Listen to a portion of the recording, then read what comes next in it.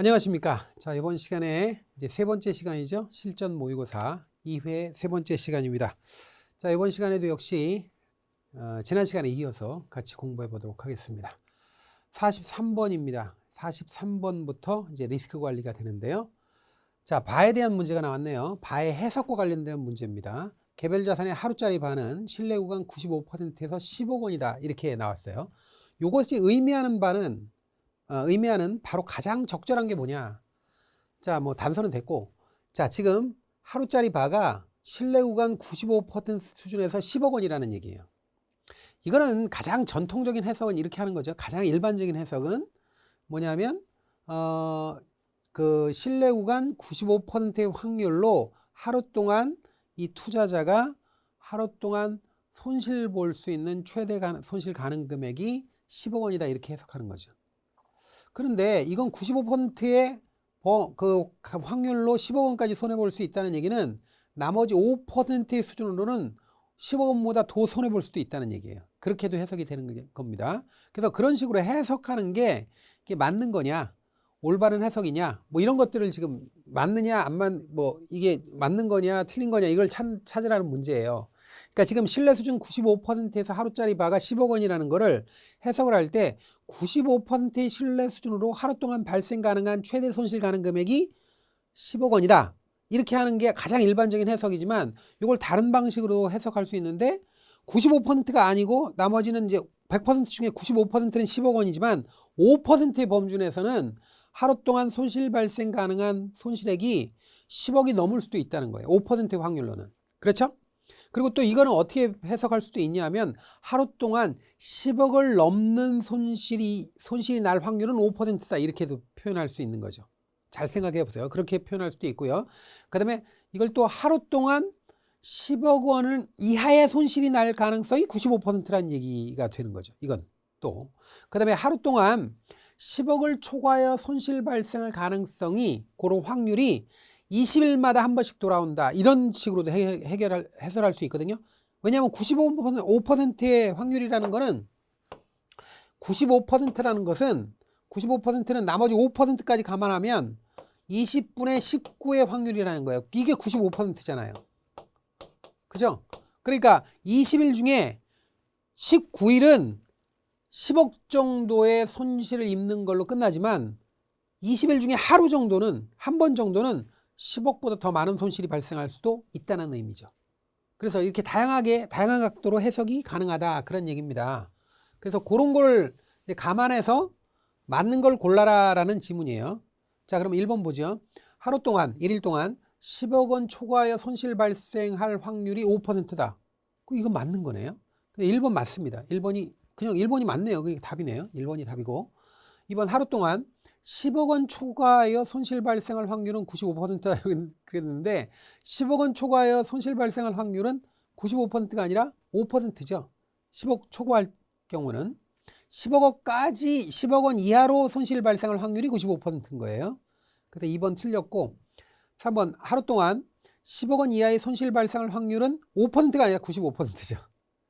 그 다음에 4번 하루 동안 10억 원을 초과해 손실 발생하는 사건은 확률적으로 열흘에 한 번이 아니라 20일에 한 번이에요. 20일에 한 번. 자, 그래서 4번도 틀렸습니다. 1번 정답 확인했습니다. 44번 보겠습니다. 바의 측정 방법 중 역사적 시뮬레이션 방법에 의한 설명으로 가장 거리가 먼 것. 바로 보겠습니다. 1번 과거. 역사적 시뮬레이션은 역사니까 과거 정보를 활용하는 거죠. 그래서 과거 일정 기간 동안의 위험 요인의 변동을 향후에 나타날 변동으로 가정하여 현재 보유하고 있는 포지션 가치 변동분을 측정한 후 그 분포로부터 바를 계산해 나갑니다. 맞습니다. 2번 위험 요인이 변동할 때 포지션의 가치 변동을 측정하기 위한 가치평가 모형 필요합니다. 왜냐하면 이거 완전 가치평가법이니까 가치평가 모형 필요합니다. 3번 수익률의 정규분포를 따른다는 가정이 필요하다. 이거 아니에요. 정규분포 가정은요. 모수적 방법 정규분포 가정은 부분가치평가법으로 델타 노멀 바에 쓰는 거예요. 델타 분석법에 쓰는 거라고요. 그래서 3번이 틀렸고요. 4번 자료가 존재하지 않는 자산에 대한 추정이 어렵고 자료의 수가 적을 경우에 추정치의 정확도가 떨어질 수밖에 없죠. 4번 맞았습니다. 3번이 답입니다. 45번 보겠습니다. A 자산의 반은 7억 원이고 B 자산의 반은 15억 원입니다. 두 자산의 수익률 상관계수가 플러스 1이래요. 플러스 1이면 위험 분산 효과가 전혀 없어요. 분산 투자 효과가 전혀 없어요. 전혀 없는 상태라고 그랬어요. 그러면 그냥 바를 단순히 더한 거거든요. 그래서 A자산과 B자산으로 구성된 포트폴리오 바를 계산한 것, 뭐 단서는 됐고, 이거 외우세요. 지금부터. 자, 우리가 시험 문제 낼 때요, 바 값을 줄 때, 바를 이렇게 두 개를 A바 B바를 준 다음에 얘네들 섞어서 투자했을 때 전체 바는, 포트폴리오 바는 얼마냐 이거 물어볼 때요, 거의 대부분 시험에 줄 때는 상관계수를 줄 때 상관계수가 플러스 1이냐, 상관계수가 0이냐, 상관계수가 마이너스 1이냐, 이 세 가지 경우로 주는 것이 일반적입니다. 이럴 때는 상관계수가 플러스 1일 때는 위험분산 효과가 전혀 없는 거예요. 분산 투자 효과가 전혀 없는 거예요. 전혀 없어요. 그러니까 단순히 바, 두 개의 바를 더한 거예요. 그러니까 A의 바하고 B의 바를 그냥 더한 거예요. 더한 거예요. 그냥 더한 거. 그냥 더하면 돼요. 그러니까 이 문제는 그냥 더하면 되는 거예요. 7, 15 더하면 22죠. 그러니까 답이 22억 원이에요. 그냥 답이 나오는 거예요. 그런데 만약에 이 문제 똑같이 내면서 상관계수가 마이너스 1이다. 그러면 어떻게 해야 돼요? 이거는 두 개의 바의 차이예요. A의 바 마이너스 B의 바 B를 뺀 거예요. 그러니까 큰 거에서 작은 거 뺀 거예요. 그냥 앞뒤 생각하지 말고 그냥 빼기예요. 그러면 이거는 어떻게 해요? 15억에서 7억 뺀 거예요. 그러면 15에서 7 빼면 얼마면 8이죠. 8억 원이 답이 돼야 되는 거예요. 만약에 상관계수가 마이너스 1이라면. 아시겠죠? 그 다음에 0이면 어떻게 되느냐? 0으로 내면 어떻게 되느냐? 0의 경우에는 이렇게 되는 거예요. 루트 A의 바의 제곱, 바 A의 제곱 플러스 B 바의 제곱이에요. 이거예요. 그래서 이거는 7의 제곱 플러스 15의 제곱 해서 제곱근 씌워야 돼요. 아시겠죠? 그래서 요렇게 해서 요거는 이제 계산기 막 두드려야죠. 자, 요렇게 해서 문제 대응하세요. 이거 반복적입니다. 이거 굉장히 중요한 겁니다. 그래서 요 문제는 이제 4번이 되는 거예요. 정답이. 46번 봅니다.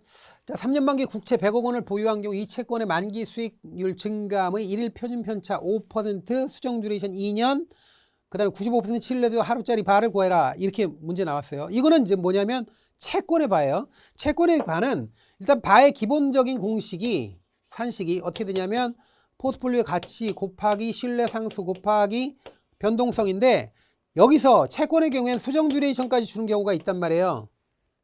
그럼 수정 듀레이션 곱하면 되는 거예요. 지금 하루짜리 바의 경우에 하루는 루트 1 할 필요 없으니까 날짜가 나온다 그러면 물론 루트 날짜 이렇게 해야 되겠지만 지금 여기는 하루짜리 바니까 그거 신경 쓸 필요 없죠. 그럼 이렇게 그냥 여기 그냥 단순히 곱하면 되는 거예요. 그러면 여기 그냥 나오는 순서대로 하면 돼요. 순서는 상관없어요. 100억 원 보유한다고 그랬죠. 100억. 포트폴리오 가치 곱하기 채권의 만기 1일 하루 표준 편차가 5%니까 0.05 곱하기 수정 듀레이션 2년 곱하기, 순서는 상관없어요. 순서는 95% 신뢰도니까 신뢰 상수 1.65잖아요. 이렇게 하면 되는 거지. 그래서 계산기 두드리면 되는데 보세요. 100억에서 0.05면 5억이잖아요. 5억의 2배면 어떻게 돼요? 10억이죠. 그 다음에 10억에서 1.65 곱하면 어떻게 돼요? 16.5억이잖아요. 어? 그럼 정답 여기 있네. 그죠? 16.5. 그래서 이렇게 해서 빨리 구하면 됩니다. 다음 문제 보겠습니다. 47번입니다. 자, 95% 신뢰도 4일짜리 바가 20억입니다. 동일한 신뢰도 하에 하루짜리 바는 얼마냐? 날짜 변경이죠. 날짜 변경. 지금 20억이에요. 20억이 4일짜리 바라고 그랬어요. 4일짜리. 4일짜리를 하루짜리로 바꿔야 돼요. 그러면 곱하기 기존에 있었던 날짜가 4일이죠. 4일이 분모가 되는 거예요. 루트 4가. 그 다음에 하루짜리는 루트 1인데 루트 1은 그냥 1이죠. 같은 거죠. 루트 1이나 1이나 같은 거잖아요. 그러면 이게 루트 4는 뭐예요? 2는 4잖아. 그러니까 2는 4니까 2분의 1이죠. 그러니까 2분의 1. 그러니까 2분의 1이잖아 이게. 2분의 1이니까 20억에 2분의 1이니까 10억이죠. 어? 10억이니까 4번이 돼야 되죠. 근데 이렇게 날짜를 변경하는 거 또는 뭐 신뢰도를 변경하는 거 이거는 아주 기계적으로 하셔야 돼요. 그래서 47번 이렇게 간단하게 풀고요. 48번 보겠습니다. 48번 계속 연달아서 바 문제가 나오는데, 자, 투자자는 기존 포트폴리오에 다음 중 하나의 투자 대안을 편입하고자 한다. 투자자가 선택할 경우 우월한 대안과 해당 대안을 추가했을 때 추가되는 위험, 이걸 마지널 바라고 그러죠. 마지널 바, 한계 바라고도 합니다. 한계 바가 나오는데 이게 마지널 바예요. 순서대로 나열된 것 이거 고르는 건데 이런 문제 나와도 아주 그냥 바로 그냥 이건 뭐 1분 안에 1분이 뭡니까 그냥 몇십 초 안에 그냥 해결해야 됩니다. 지금 기존 포트폴리오 바가 100억 원이래요. 기존 포트폴리오 바가 100억 원인데 여기서 A를 추가하면 130억으로 늘어나는 거예요. 그럼 100억에서 130억이 되니까 추가되는 바 한 개 바가 30억이죠. A의 경우는 한 개 바가 30억이고 B는 뭐냐면 100억의 포트폴리오에서 이거 하나 추가하면 160억으로 바뀌죠. 그러니까 100억에서 160억으로 늘어나니까 60억만큼 늘어나잖아요. 요게 한 개 바라고요. 그럼 요건 B의 한 개 바죠. 그러면 여러분들 A 추가하는 게 좋아요? B 추가하는 게 좋아요? 나머지 이거 볼 필요 없어요. 이런 거는. 문제는 어떤 자산이 포트폴리오 편입돼서 얼만큼 늘어나느냐가 중요한 거죠. 근데 이 바라고 하는 건 이건 손실 가능 금액이잖아요. 그러니까 바가 크면 좋은 게 아니잖아요. 바가 크면 나쁜 거잖아요. 그러니까 30억만 늘어나는 게 손실 가능 금액이 30억만 늘어나는 게 훨씬 좋은 거죠. 그러니까 대안 A가 더 좋은 거고 그 늘어나는 한 개 반은 30억 원이 되는 거죠. 어? 그러면 이거 답이잖아요. 그죠? 1번이 답이죠. 그래서 이런 것도 아주 좋은 문제니까 연습하기 딱 좋은 문제, 아주 좋은 문제. 실제로 이런 식으로 물어보면 그냥 잘 만났다 그러고 빨리 해결해야 됩니다. 다음 문제 보죠.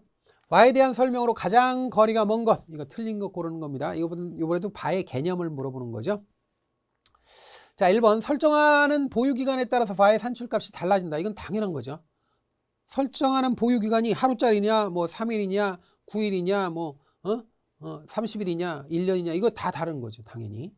두 번째, 옵션과 같은 비선형 상품에 반한 델타 분석법과 몬테카를로 시뮬레이션의 측정한 값이 동일한. 큰일 납니다. 그러니까 옵션뿐 아니라 다른 것도 마찬가지지만 반은 측정 방식에 따라서 다 다르게 나타나요. 특히나 옵션은 더 크게 나타나요. 오차가. 그래서 2번 틀렸습니다. 이건 뭐 중언부언 안 하겠습니다. 그 델타 분석법이든 몬테카를로든 뭐 역사적 시뮬레이션이든 뭐든 간에 어떤 방식으로 구하느냐에 따라서 똑같은 자산도 바가 다 다르게 나온다고요. 특히 옵션은 더 심해요. 옵션은 비선형 구조라 수익 구조가 왜곡돼 있어요. 자, 그 다음에 3번. 바의 측정에 필요한 자료 접근에 제한이 있는 경우 잠시적 손실에 대한 계량은 어려울 수 있고 4번. 과거에 발생하지 않았던 예기치 못한 구조적 변화가 발생하면 과거 자료에 의해 얻어지는 바는 오차가 발생하겠죠. 자, 그래서 2번이 답입니다. 자, 50번 보겠습니다. 부도 모형에 따른 신용 리스크 측정에 대한 설명으로 거리가 먼 것, 틀린 것 고릅니다. 자, 여러분들 부도 모형에서 이제 중요한 게 뭐냐면 부도 모형이라고 할 때 여기 나오겠지만 그 부도 모형에서 신용 리스크는 예상 손실의 불확실성이거든요. 이게 신용 위험으로 측정하는 게 부도 모형에서 이제 손실 가능 금액이에요. 근데 이때 예상 손실의 불확실성에서 이 중요한 게 예상 손실을 어떻게 구하느냐 이게 이제 처음에 이제 우리 해결해야 될 건데 이때 expected loss. 그래서 이제 예상 손실이라고 그래요. expect가 예상하다 이런 얘기죠. 기대하다, 예상하다. 그래서 expected loss 하면 요거는 세 가지를 곱해야 되는 거예요. 순서는 상관없어요. 순서는 아무 상관없습니다. EAD, PD, LGD. 요거를 기계적으로 외워야 돼요. 요건 뭐냐면 exposure at default예요. 그러니까 이게 그냥 어렵다 그러면 exposure. 위험 노출 금액. 그 다음에 이건 뭐냐면 probability of default. 그게 부도율, 부도 확률. 그 다음에 loss given default. 그러면 손실 부도 시의 손실률 이렇게 되는 거예요. 이게 손실률이라고 쉽게 말해서 손실률. 그런데 이 손실률로 시험에 주는 게 아니라 이걸 잘 바꿔서 내요. 손실률이 아니라 회수율을 줘요.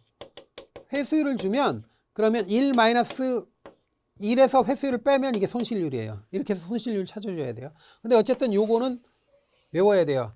그 다음에 이제 그 예상 손실의 변동성, 예상 손실의 불확실성의 경우에는 다른 건 다 일정한 상태에서 이 부도 확률만 요거만 이제 변한다고 보는 거예요. 표준편차, 이 부도율의 표준편차로 해서 예산 손실의 불확실성을 구합니다.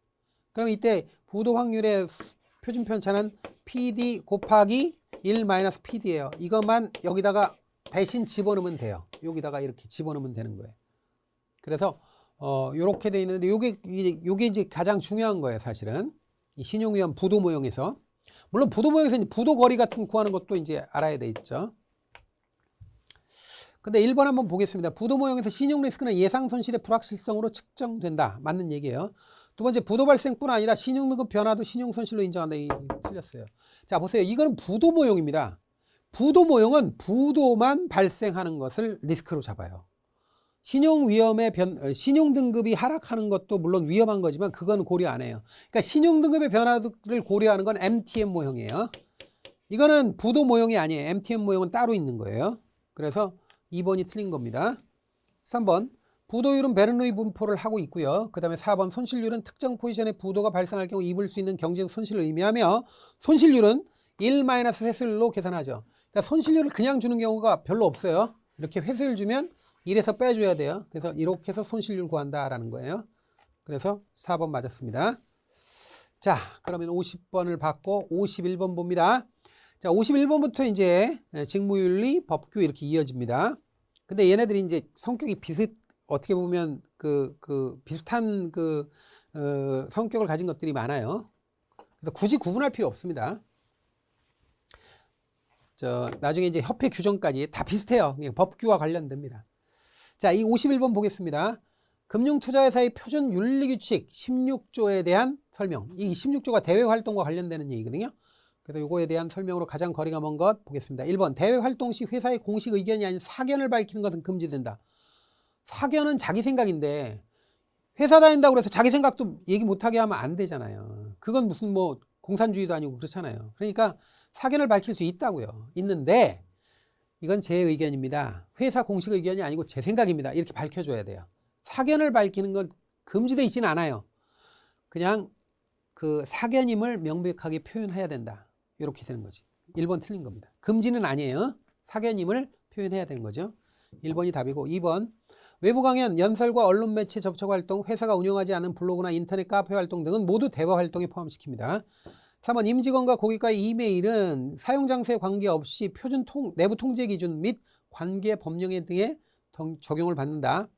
불확실한 사항을 단정적으로 표현하거나 오해를 유발할 수 있는 주장이 담긴 내용을 제공하는 행위는 금지된다. 다 맞는 얘기입니다.